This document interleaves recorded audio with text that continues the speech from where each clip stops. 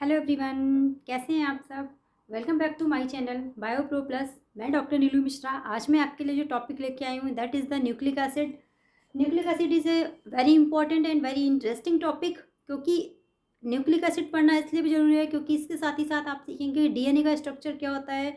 Nucleic acid के साथ ही आप पढ़ेंगे न्यूक्लियोटाइड्स क्या होते हैं, न्यूक्लिक एसिड कैसे बना होता है, और डीएनए में भी न्यूक्लियोटाइड्स पाए जाते हैं। इसलिए आपको न्यूक्लिक एसिड और डीएनए और आरएनए आपस में सब लिंक है। तो न्यूक्लिक एसिड एक बहुत ही इंपॉर्टेंट टॉपिक है। बहुत बार इससे क्वेश्चन पूछा जाता है कि न्यूक्लिक एसिड क्या है, न्यूक्लियोटाइड्स क्या है, न्यूक्लियोसाइड्स क्या है। तो इसको ध्यान से पढ़िएगा। मैं आपको बहुत ही ईजी वे में पढ़ाऊंगी, कुछ भी थ्योरी बहुत डिटेल लंबा लंबा नहीं पढ़ाऊंगी। शॉर्ट में बिल्कुल फ्लो चार्ट के माध्यम से मैं आपको न्यूक्लिक एसिड आज डिस्क्राइब करूंगी। तो डियर स्टूडेंट्स, टॉपिक को स्टार्ट करने से पहले मेरी आपसे रिक्वेस्ट है, प्लीज़ जो लोग हमारे चैनल में नए हैं, जिन्होंने अभी तक चैनल को लाइक, सब्सक्राइब और शेयर नहीं किया है, तो प्लीज़ हमारे चैनल को लाइक करिए, सब्सक्राइब कर दीजिए और शेयर कर दीजिए, और फटाफट बेल आइकन को दबा दीजिए ताकि जो भी नया मैं वीडियो डालूँ इसका नोटिफिकेशन सबसे पहले आपके पास पहुँचे।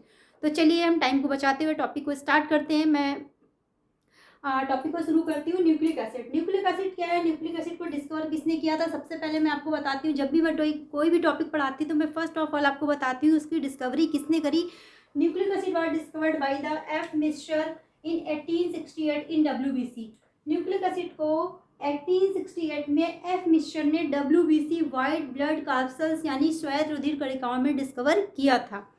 सेकंड क्या है, जो न्यूक्लिक एसिड होता है इसकी क्या डेफिनेशन होती है, आप क्या लिखेंगे, क्योंकि न्यूक्लिक एसिड में कोई डायग्राम आप ड्रॉ नहीं करेंगे। डायग्राम कब, जब आप न्यूक्लिक एसिड जैसे कि दो तरह के होते हैं, डीएनए एंड आरएनए। तो अगर आपको डीएनए पूछा गया तो आप डायग्राम ड्रॉ कर सकते हैं, आरएनए पूछा गया तो कर सकते हैं, बट न्यूक्लिक एसिड पूछा गया सिंपल क्वेश्चन में तो आप न्यूक्लिक एसिड को सिर्फ लिखेंगे ही। तो न्यूक्लिक एसिड का आप लिखेंगे डेफिनेशन। डेफिनेशन क्या है, nucleic acids are biopolymer.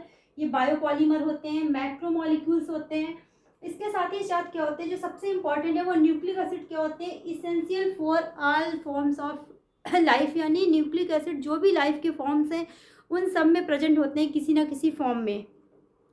Either it is prokaryotes और यूकैरियोट्स। जैसे प्रोकैरियोट्स है तो उसमें भी होगा, उसमें भी जीन्स होते हैं, न्यूक्लियाइड होता है, वेल डेवलप्ड न्यूक्लियस नहीं होता है। सिमिलरली यूकैरियोट्स है तो उसमें वेल डेवलप्ड होते हैं, हिस्टोन के साथ बाइंड होते हैं। तो न्यूक्लिक एसिड जितने भी वर्ल्ड में लाइफ के फॉर्म से किसी न किसी फॉर्म में, जिस भी फॉर्म में लाइफ एग्जिस्ट करती है उन सभी में न्यूक्लिक एसिड प्रेजेंट होते हैं। सेकंड थिंग क्या है, जो न्यूक्लिक एसिड होते हैं वो कैसे बने होते हैं, न्यूक्लियोटाइड्स के बने होते हैं। यानी न्यूक्लिक एसिड न्यूक्लियोटाइड्स से मिलकर बनते हैं। अब क्वेश्चन आता है कि न्यूक्लियोटाइड्स क्या होते हैं। न्यूक्लियोटाइड्स, टाइड्स मीन्स होता है थ्री, यानी ये थ्री चीज़ों से मिलकर बनते हैं। वो थ्री थिंग्स क्या होती है, पहला है नाइट्रोजिनस बेस, सेकंड है पेंटोज शुगर एंड थर्ड है फॉस्फेट ग्रुप। यानी जो न्यूक्लियोटाइड्स होते हैं उसमें तीन चीज़ें होती हैं। कौन कौन सी होती हैं, नाइट्रोजिनस बेस होते हैं। नाइट्रोजनस बेस क्या होते हैं, एडेनिन, ग्वानिन, साइटोसिन, थायमिन, अभी मैं आगे आपको बताऊंगी। उसके साथ ही साथ पेंटोज शुगर होती है, और थर्ड क्या है, फॉस्फेट ग्रुप होता है। तो न्यूक्लिक एसिड जो होते हैं वो इन तीन न्यूक्लियोटाइड से मिलकर बनते हैं। उसके बाद जो न्यूक्लिक एसिड होते हैं वो कौन कौन से होते हैं, टू टाइप्स के होते हैं डियर स्टूडेंट्स। मैंने अभी आपको बताया कौन कौन से, DNA and RNA. Nucleic acid दो तरह के होते हैं, डीएनए यानी डीऑक्सीराइबोन्यूक्लिक एसिड, आरएनए यानी कि राइबोन्यूक्लिक एसिड। उसके साथ ही साथ ये इनका डिटेल क्वेश्चन आता है कि what are the DNA, what are the RNA, what are the mRNA, kind of RNA. ये अलग अलग डिस्क्रिप्टिव क्वेश्चन आते हैं, ये मैं आपको बाद में पढ़ाऊंगी।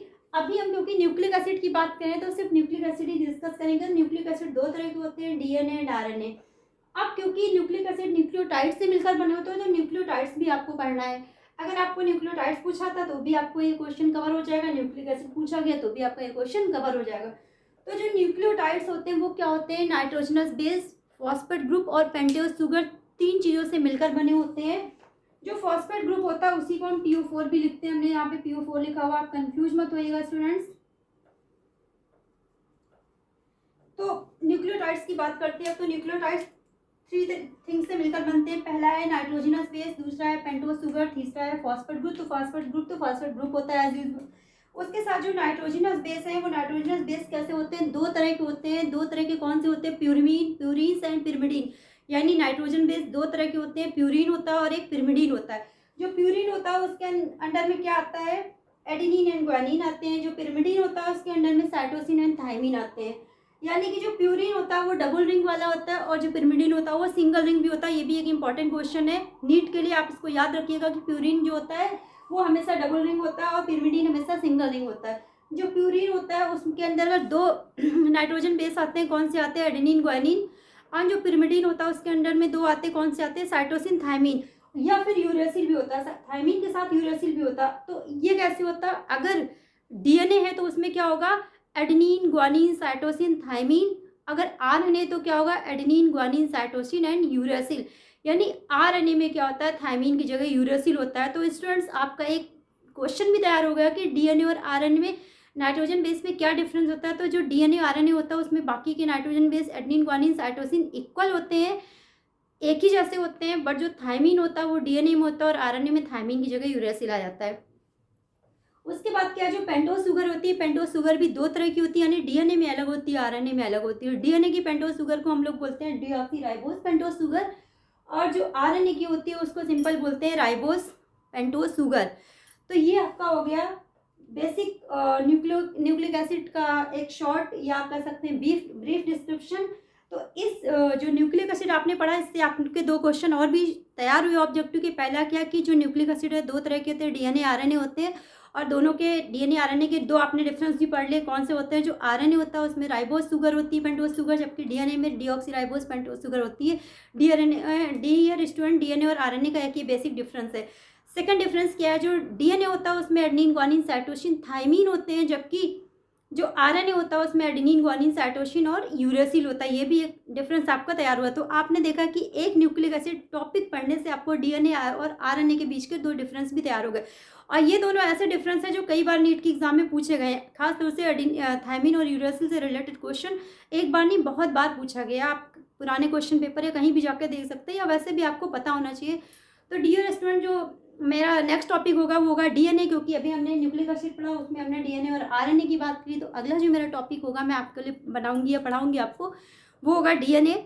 तब तक के लिए मैं आपको बोलूँगी कि ये क्लास तो यहीं ख़त्म हो रही है। फिर भी अगर आपने अभी तक चैनल को लाइक सब्सक्राइब और शेयर नहीं किया तो प्लीज़ इसे लाइक करिए, सब्सक्राइब करिए, शेयर करिए, ज़्यादा से ज़्यादा अपने फ्रेंड्स और कलीग्स को फॉरवर्ड करिए, और जिससे कि हमारा चैनल ज़्यादा से ज़्यादा सब्सक्राइब हो जाए। और इससे मुझे बहुत मोटिवेशन मिलता है। आप जो भी मुझे कमेंट्स लिखते हैं वो पढ़ के भी मुझे बहुत अच्छा लगता है। हम अक्सर उसको पढ़ते हैं और देखते हैं किसने मुझे क्या कमेंट लिखा है, बहुत सारे कमेंट्स आते रहते हैं।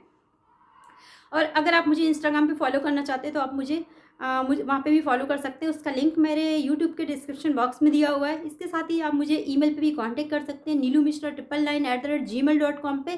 तो चलिए dear guys, thank you, bye bye.